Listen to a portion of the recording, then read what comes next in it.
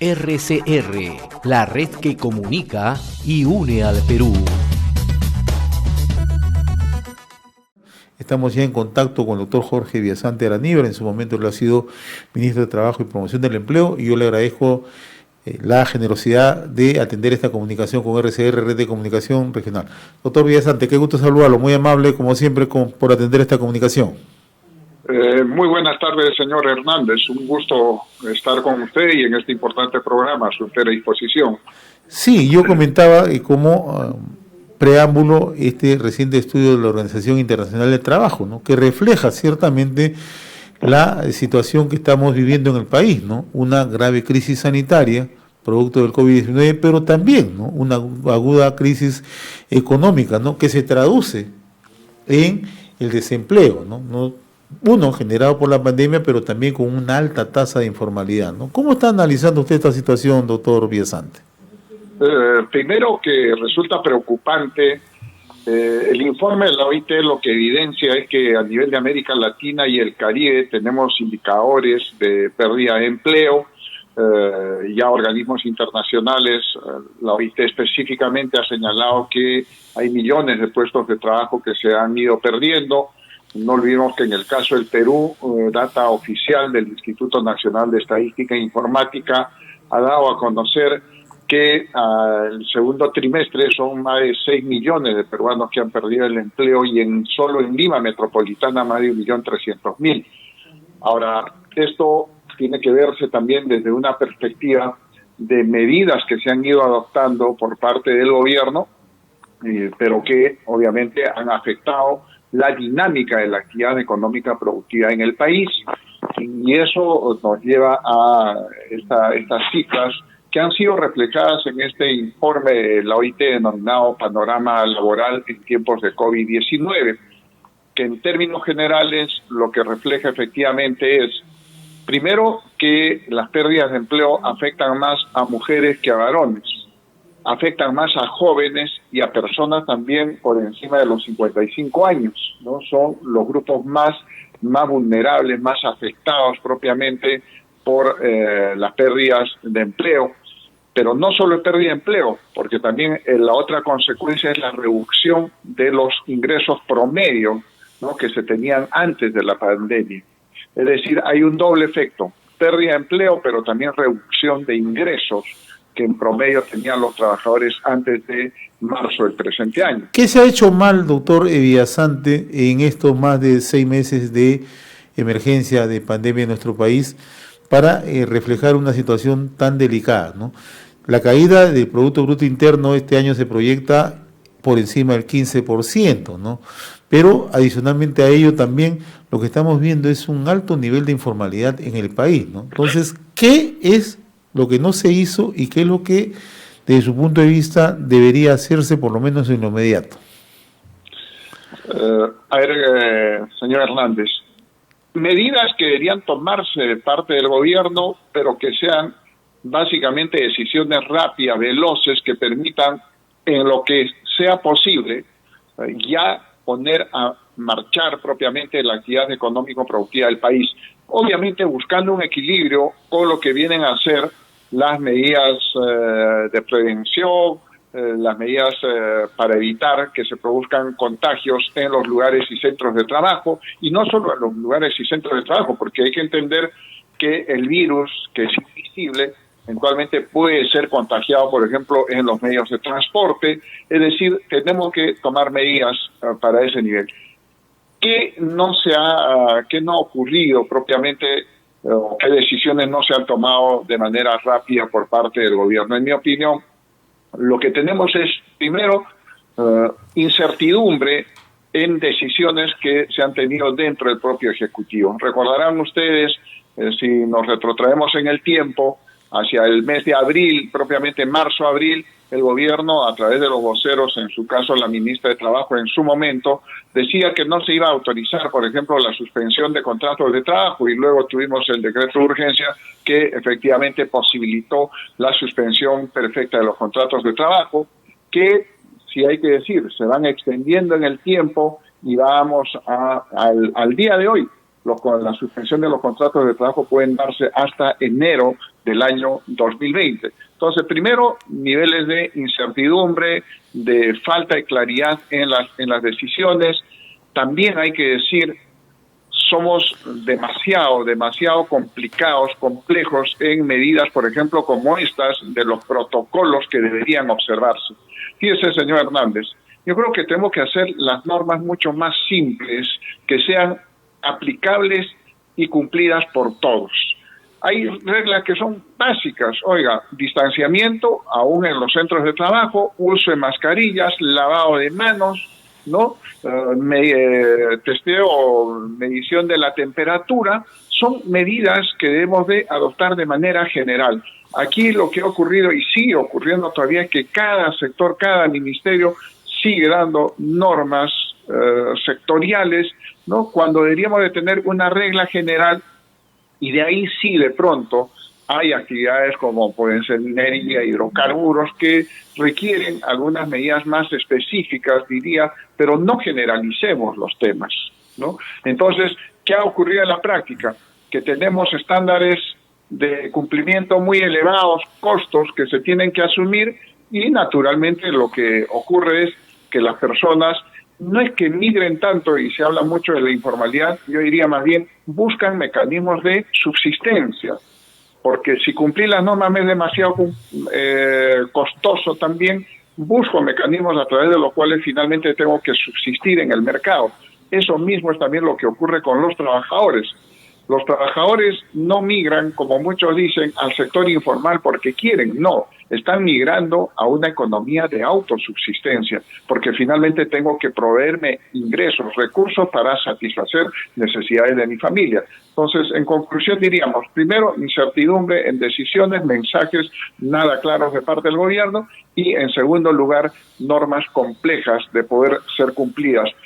Cada ministerio, inclusive municipalidades que dictan normas específicas que en verdad hacen complicado el cumplimiento o la observancia de las mismas. Estamos dialogando con el doctor Jorge Villasante Araníbar, en su momento ha sido ministro de Trabajo y Promoción del Empleo. El gobierno recurrentemente anuncia programas de apoyo social o de reactivación económica, ¿no? El tema de Trabaja Perú, Arranca Perú, etcétera, etcétera, ¿no? Pero además nos encontramos con una dicotomía ahí, doctor Villasante, ¿no? Por un lado, hay la voluntad, pero por otro lado la capacidad de decisión, de ejecutar, ¿no? Y fundamentalmente en los gobiernos regionales, en los gobiernos locales, hay una carencia justamente de efectividad o eficiencia en la ejecución de gasto público, que de una u otra manera podría paliar la situación en empleo temporal. Empleo temporal, hay que remarcarlo bien, ¿no? Que va a ser por unos cuantos meses. Lo que necesita son empleos sostenibles, ¿no? Entonces, ¿cómo hacemos para ir recuperando la capacidad del empleo en el corto tiempo, ¿no? Si no tenemos una eficiencia en el gasto, ¿no? Por donde se está apoyando el gobierno en este momento en el gasto público, ¿no? Sí, fíjese, señor Hernández, importante la precisión que usted hace, porque ocurre lo siguiente: en la práctica tenemos un aparato estatal prácticamente detenido, ¿no? Prácticamente detenido. Como usted bien hace referencia, se anunció de parte del gobierno, ojo, en junio se anunció y se dijo arranca Perú, ¿no? Y a partir de las próximas semanas tendremos generación de puestos de trabajo, empleo temporal, es cierto, ¿no? Algunas decenas de miles en el país. La pregunta es, ¿cuántos de esos puestos se han generado, puestos de trabajo temporales se han generado al día de hoy, ¿no? Reitero, tenemos casi una administración pública detenida. En el caso de los gobiernos regionales, los gobiernos municipales, tampoco avanza la ejecución presupuestal, ¿no? Estos programas de empleo temporal tienen que ser programas muy ágiles. ¿Por qué? Porque tienen un efecto dinamizador tanto de economía, ¿no? La gente no espera tanto un bono, espera oportunidades de trabajo, y si tiene oportunidades de trabajo que tiene que ponerse en marcha, lo que son limpieza de canales de riego, reservorios, limpieza de caminos vecinales, ¿no? Ejecución de pequeños proyectos de infraestructura productiva, social, que son las que se requiere en todo el país, ¿no? Entonces, ahí, ¿qué está faltando? Mayor agilidad en el gasto público, pero también hay que decir, el sector privado también cumple su parte, cumple su rol, pero fíjese, Oiga, en vez de haber asignado recursos, ingentes recursos, 60.000 millones, que dicho sea de paso, no todos se han colocado todavía del programa Reactiva Perú, a las micro y pequeñas empresas, ¿cuánto le hemos asignado de recursos? En verdad, oiga, si usted, claro, le ha dado a las grandes empresas 10 millones de soles como monto máximo de crédito de Reactiva Perú, oiga, si 10 millones usted le da a 200 microempresas, van a generar mucho más empleo y van a dinamizar mucho más la economía de aquella empresa minera de pronto que recibió 10 millones de soles, ¿no? Entonces ahí ha faltado una visión para enfocar cuál es el sector propiamente que mueve mucho más la economía, que dinamiza más el empleo, que es la micro y la pequeña empresa, que no olvidemos, capta propiamente más del 70% del empleo en el país. Ahora, usted hace un momento, ponía énfasis en el tema de la informalidad.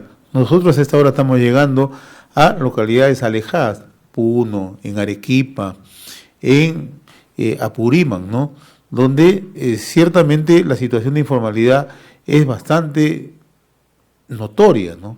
Solamente en Puno, ¿no? Se estima que más de 70 u 80% está dentro del sector informal. En el Cusco, usted de Cusco conoce muy bien la realidad del Cusco, ¿no? Entonces, ¿qué hacemos, ¿no? Para, en medio de esta crisis, ya empezar a un proceso, si se quiere, de relanzamiento de nuestra economía o de nuestra propia sociedad para informalizar a los sectores, ¿no? Porque todo el tiempo siempre hablamos de informalidad, pero no hacemos nada para solucionarla. Sí, fíjese, señor Hernández, y una consecuencia lógica de una situación de crisis como la que vivimos, no solo en el país, en el mundo, es que naturalmente sí parte de lo que se llama el empleo formal migra a lo que se llama el empleo informal, pero que yo prefiero llamar el empleo de autosubsistencia. Ahora, ¿qué podemos hacer para que efectivamente ello no ocurra en los porcentajes que de pronto nos anuncia este informe de panorama laboral en tiempos de COVID de la OIT? Espero equivocarme, pero esa es una situación que en los hechos ya se está dando y se va a seguir agudizando en la medida en que tengamos un Estado que no sea capaz de poder efectivamente, diríamos, sintonizar con ese sector. Es decir, en la medida en que sigamos teniendo normas que son burocráticas en exceso, que tenemos exigencias difíciles de ser cumplidas, costosas también, dicho sea de paso, ¿no? Porque tenemos que hacer las reglas mucho más simples y no tener un Estado estrictamente pensando en una perspectiva sancionadora, sino un Estado que acompañe efectivamente a aquellas unidades económico-productivas que son, reitero, la micro y la pequeña empresa, que genera más del 70% del empleo en el país, ¿no? Ahora tenemos que pensar también en normas, discúlpenme, promocionales en esta coyuntura y en este tiempo, porque tenemos que pensar otro de los grandes temas, señor Hernández, fíjese, ¿cuántos jóvenes ya concluyeron estudios de pronto o están terminando sus últimos semestres en las universidades, en los institutos, que requieren hoy en día prácticas preprofesionales, prácticas profesionales? La pregunta es, ¿generamos algún incentivo para que las empresas les den oportunidades a esos jóvenes?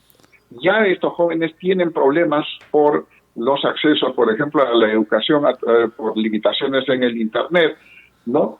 Y la pregunta es si es que le estamos facilitando, por ejemplo, las posibilidades de que concluyan satisfactoriamente sus procesos formativos. Es decir, tenemos que tener una visión de más largo aliento, ¿no? Y tener el panorama mucho más amplio, ¿no? Doctor Jorge Villasante, ha sido sumamente grato conversar con usted. Le agradezco la amabilidad y con seguridad vamos a seguir conversando más adelante sobre estos temas que forman parte de la agenda nacional. Le agradezco la gentileza, doctor Villasante. Sí. Muy amable, gracias. Claro que sí, señor Hernández. Muy buenas tardes. Buenas tardes. RCR, la red que comunica y une al Perú.